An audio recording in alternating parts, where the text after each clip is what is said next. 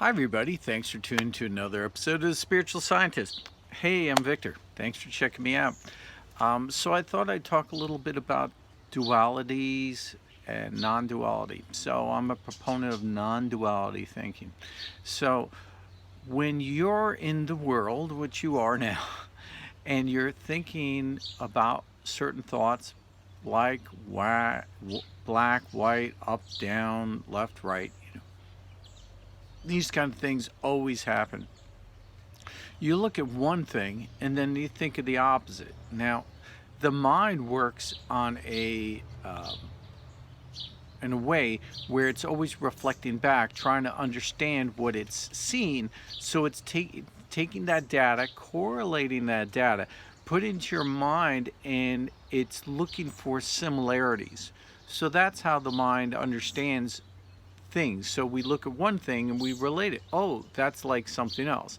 Now that can be a form of high intelligence when you could see patterns and pattern recognition that other people, certainly don't see.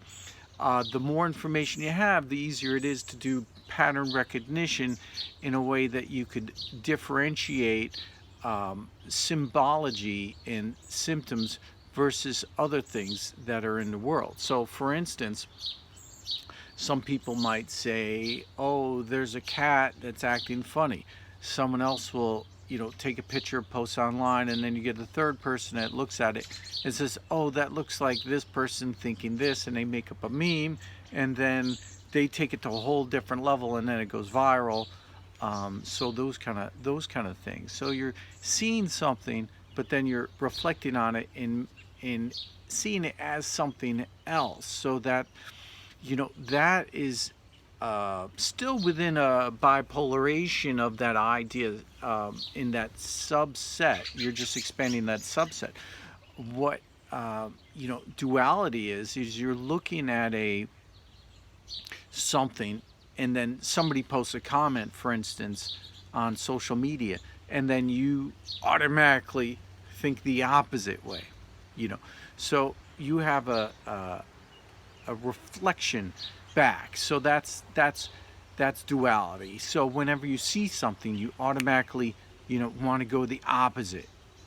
So most people get into that reflexive non duality, reflexive duality, and once your brain formulates those pathways, it's actually known by Harvard scientists that did a study that have found that the brain's pathways, I likened it like a record.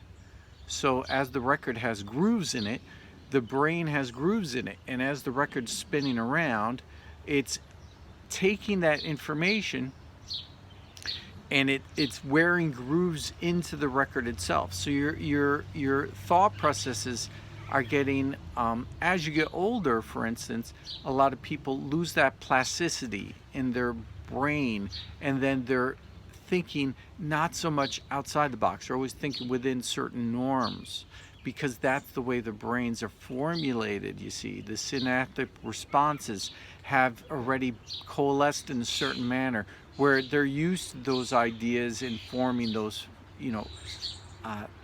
framing those ideas and understanding the world within that way. So what we do in meditation is you clear your mind and you look at it with the world like it's always new. So that way you're always formulating new pathways, new brain synaptic responses, and you're seeing things more as they really are versus how you're having that sympathetic response and then you're doing that reflex. So I'm going to use an example. So a non-duality is what the goal is. So some people, I posted about this, some people have no concept of non-duality. They refute that even exists. They said there can't be non-duality in the world. Well, that's certainly not the case. So I have coined phrases about this as well. So when you there's three levels to it. Like there's one level of knowledge to pick a side. Knowledge is picking your side. Wisdom is knowing your side. Enlightenment is knowing no sides. So when you see both sides, when you take in a whole concept, so you're taking in both sides of informational ideas, and then you coalesce that into one whole thing, then you say, oh, I understand, both sides. It's not just understanding both sides, but feeling that separation from being dragged into this two-dimensional matrix. You're rising above it to a three-dimensional and four-dimensional, five-dimensional. So five-dimensional mindsets dwell in non-dualities. So when you see all this racial things ripping up, the world, it just is an extreme form of duality. So people actually, I know it sounds crazy, people actually judge people by the melatonin content in their bodies, in their skin. So if you see somebody that's a different skin color or attribute, then they're saying, or ethnicity, then they say they put them into these kind of categories, these small, narrow, subsets. It's because they haven't expanded their mind with meditation, you see. So within meditation, you learn to breathe, for instance, do the Hamsa breathing meditation. I posted videos about this. There's chanting meditation. I have it on my channel. You can look at that. And when you get more in line with focusing on one thing, one item, what you're doing is you're pushing out the extraneous ideas. When those ideas pop up, you forgive them from occurring, and you go back to focusing on that one thing. So you're being single-minded. Now, for those that are of the dualistic mindset, you would right away jump to the idea of, hey, you're purporting to teach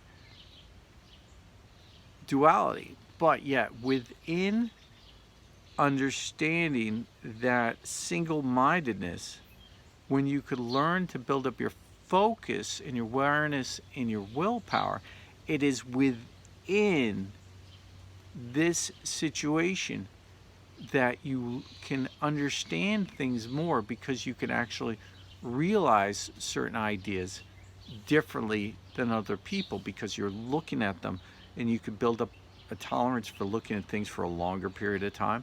You understand your willpower, and you're understanding, you feel the other willpowers around you. You feel these other things. So you're actually understanding that when somebody says one thing, you don't reflexively jump to the other way of thought. You that loving kindness that you've been working on, is through love that actually expands your awareness to take in more information. So love is actually an avenue of way of vibrationally feeling a sympathetic response to your world and your environment. So those people with a closed off heart, when you're looking out at the world, you're seeing not as much as somebody with an open heart. So when you meditate on your heart, you're actually opening up those avenues of informational energy that you can take in and understand it. And then you say, oh, instead of jumping to hate, you try to use it with that more of the lens of love in your eye, in your thought, and in your being. And when you see that information through a higher aspect of being, then you say, okay, what would be, and this is what you always must be asking yourself, what is the enlightenment point of view in this situation? You see, some people do have that lesson down. Most people do not. Most people aren't saying, well, what would Jesus think is something? What would Victor Hamza think? What would a higher aspect of consciousness, what would my higher self think? What if I was in an enlightened state, what would I be thinking about this situation versus a reflex action? And you might start to see things a little bit differently. So it's like you walk the walk and then you end up talking the talk as you move through situations. So look at these things as challenges. So you look at your environment, look at your world, and you see these things, and you still have time to grasp these things and then separate out, the negative aspects and look at it in a holistic sense. So, as I said before, whole and holy come from the same place in a way. So when you look at something more holistic, you're acting more holy because you're understanding all of those concepts. And you would say to yourself, how would a holy person feel about this? Instead of my giving off that knee-jerk reaction, what is the best outcome for this situation? What is the best outcome for this reality? What is the best outcome for me to respond? Now you might say, somebody says, oh, you're blank and blank because you're blank and blank. And what would be your response to help that person instead of hurt them? So the people that we touch, we are in, their world, in our world, your reality touches on these people. You see, you're not. Let's take it down a notch. So you're not touching. Let's pretend that you're not touching the entire universe at once, which you are. But let's pretend that you're just interacting with one person, right? And that one person now is going to reflect and interact with other people. Now, within this Kevin Bacon kind of 6 degrees of separation idea, the way you react to even your immediate family, or even sequestered, even the people around you, even in a lockdown situation, they are still interacting on social media, they're still interacting in the world, you're still interacting. And within that context, you are touching the world. So as you reflect inward and reflect on yourself and try to be your higher aspect, then when you make that effort and you're trying to connect, people subconsciously will know that at least you're trying, and they will try as well. Now, if you reach that higher aspect of self within the context of that situation, in conveying the information back and forth from that loving aspect, they will have that as well, because we are nothing but vibrational beings that reflect back. So when you're reflecting towards someone, they're reflecting back. That brings us back to the duality state. So when you take that higher aspect of non-duality and you bring it into the dualistic situations that are always occurring, you're translating that duality to a non-dualistic state, you see? So when you're pulling all that information, and we pull information into ourselves, we take it in, but you have to, within the meditation, within learning meditation all the time, you have a separation. You see, you can separate. That's how poets write great poetry. That's how people come up with great art. They look at themselves like a third person. What, as a poet, because I write poetry, I say, how do I feel right now? Instead of, sometimes you take a step back and then you go back into yourself. So you're stepping in and out, in and out. So that's reflexive this response. How do I feel right now? Instead of just feeling it, how do I feel? The breathing meditation is a great way to separate yourself. You concentrate on your breathing instead of concentrating and thinking of what quote unquote reality wants you to think. You separate yourself, and then you're pulling yourself away and you're separating. You say to yourself, I'm breathing in and out now. I'm now, what was that again? And then you let go, for instance, of an anger response. You're letting go of that situational response that people will come to you later and say, you know, everybody else we told that to, they get furious, but you seemed calm and you actually made a logical response. What's different than you? I said, well, I concentrated on my breathing. I do breathing meditation. And you could do the breathing meditation anytime. You don't have to let the world dictate how you're going to respond. You're responding on your own terms. So I have this phrase that I use constantly. And I say, we don't let, I don't let my mind control me. I control my mind. So when you're learning meditation, and then when you get into that, you end up, when you focus on one thing constantly, like chanting or breathing, then when you have a thought, you say, you separate yourself and you get up to a place of non-thought. So the non-thought is where you want to really get to, and that is more of a higher enlightened state. So for instance, I don't have thoughts. I can control thoughts, and then you could separate it out. So then when you do have a thought, you say, where did this come from? Aha! When you get to that point, you say, where did this thought come from?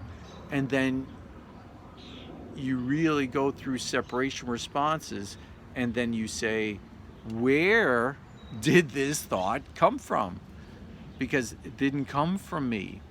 And then when you get to that level, that's when you understand more of reality.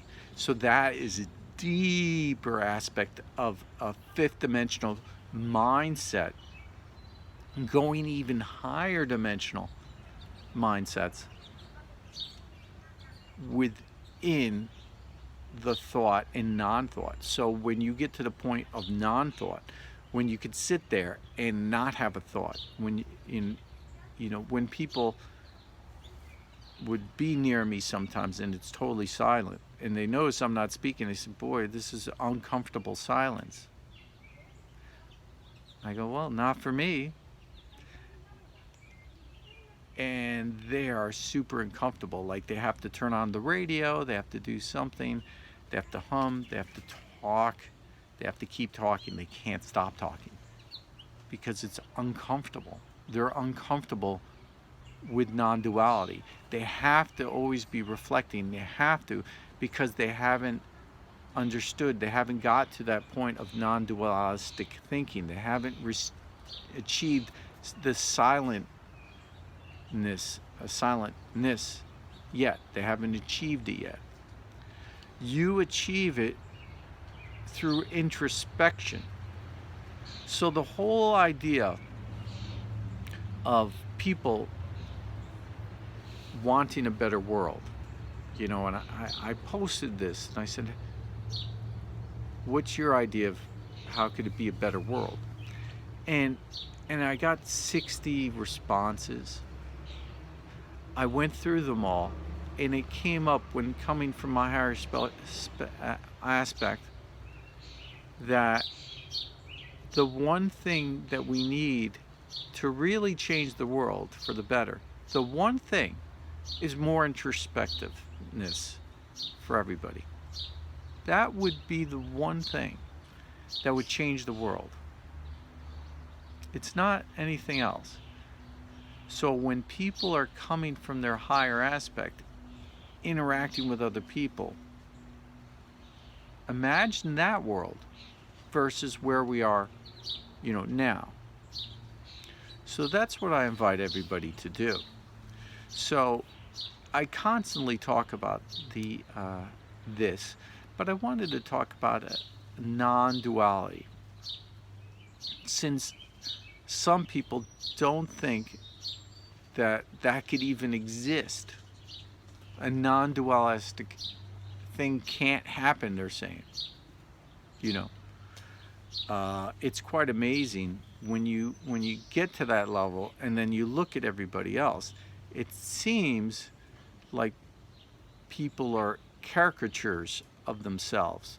People are not who they really are, especially out in public. They're playing a role. They're reflecting on being what they think is themselves, reflecting on other people instead of being themselves. And if you ask them, yeah, I'm being myself. He said this to me. He did that. This person cut me off in traffic. So that's why I did this. Instead, someone cuts you off in traffic, instead of having that road rage as an extreme example, what would my higher self say to do in this situation? And then you say, well, I would just keep driving. I would make sure to leave distance between myself and that person who did that behavior. And that would be the correct response. Back in my youth, I could tell you that if somebody cut me off in traffic, I was really angry. I might, and if they did something in my view is horrendous, I might be riding up against their bumper, to show them how angry I am, and honking the horn. And that would be a dangerous situation reflecting back years later. That wouldn't be, a good thing to do. That might scare them, and then they might act something else. Maybe they have a heart problem. Maybe they're going to have a heart attack. Maybe they're the breadwinner for a family. You don't know, everyone else's situation. Everybody's coming from a different situation, I talk about it all the time. I had someone that was really, negative to me, but then I found out that he was working, he did something with the children's hospital with charities. So, you don't know what people are doing behind the scenes. You think, and here's the thing, everybody thinks of themselves, for the most part, as being a good person. So you're in the right, and you're attacking someone else who is thinking they're right as well. So you have two people who are interacting, who are both thinking they're right, and then you're now being negative, and they're reflecting back, negativity in response because they've been hurt before. And then so each person's reflecting back their negative responses on how they've been hurt in the past and how they've been treated, because, to go back to the beginning, now they have that groove in the record. So maybe their parents mistreated them, so they're going to say something that comes from that aspect. You see? So we're constantly hating each other with those aspects of ourselves. instead of when you open, your hearts to each other, then the information flows, and then we become one. It's quite simple, really. um, I try to talk about this in an easy to understand manner. There's other things I'd love to talk about.